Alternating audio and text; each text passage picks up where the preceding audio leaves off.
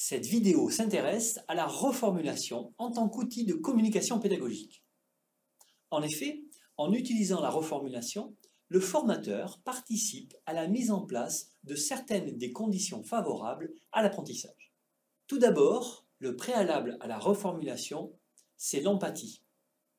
Pratiquer l'empathie, c'est s'intéresser à l'autre, se mettre dans sa peau, s'efforcer de le comprendre, de raisonner comme lui, de percevoir ses attentes, ses besoins, ses désirs, ses préoccupations, ses motivations.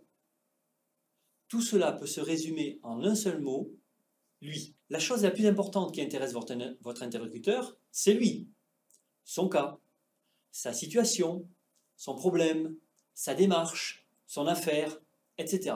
L'empathie, c'est également savoir se taire et ne parler qu'après un silence de 3 à 4 secondes, après la fin des propos de l'interlocuteur. Le silence va peut-être le faire parler de nouveau. Il s'agit de ne pas induire les réponses de l'interlocuteur par des propos ou des questions trop directes. Quant à la reformulation, cela convient à dire pour comprendre. Je vous ai compris, ou toute autre expression équivalente, ne garantit pas une véritable compréhension.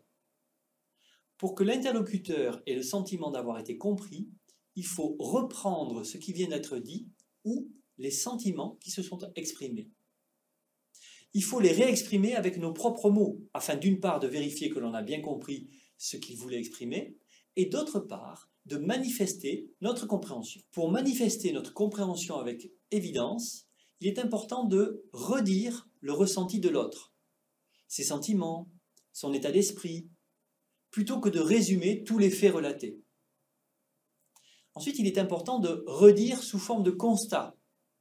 Vous pensez que, vous avez l'impression que, ou encore d'après vous, à votre avis, vous espérez que. Utilisez ses propres mots, parce qu'une répétition des mots de l'autre ne permet aucune clarification de ce qui a été dit. Et il convient d'être fidèle à ce qui a été dit. Cette attitude de reformulation permet à celui qui l'utilise, d'une part, de vérifier qu'il a bien compris, d'autre part, de créer un climat de confiance et d'acceptation, enfin, de clarifier l'éventuelle demande de l'autre. Elle permet aussi à celui qui s'exprime de se sentir compris, de s'exprimer plus pleinement, de réduire l'écart qui peut exister entre ce qu'il dit et ce qu'il veut dire, d'abandonner une hostilité ou une attitude défensive éventuelle, et enfin d'assumer les propos tenus. En résumé, la reformulation nécessite au préalable une posture empathique, de redire le ressenti de l'autre et d'utiliser ses propres mots tout en étant fidèle.